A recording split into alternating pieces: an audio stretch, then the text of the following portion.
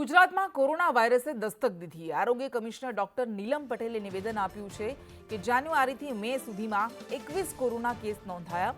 હાલમાં 15 જેટલા case active છે। જોકે ગભરાવાની જરૂર નથી, સાવચેતી રાખવાની જરૂર છે।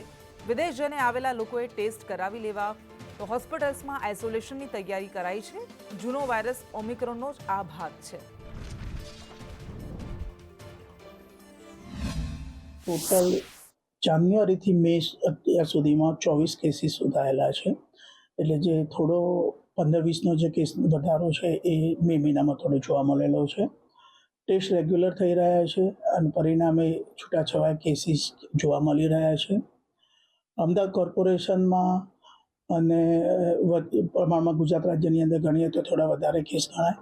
હાલ ગુજરાતમાં ગઈકાલ સુધીમાં 15 કેસીસ હતા, જે એક્ટિવ કેસીસ હતા, જેની અંદર અમદાવાદની અંદર 13 કેસ, રાજકોટની અંદર રાજકોટ કોર્પોરેશનમાં 1 કેસ અને એક રૂરલમાં અમદાવાદ, એમ થઈને ટોટલ 15 કેસીસ એક્ટિવ કેસીસ ગુજરાતની અંદર હાલમાં છે।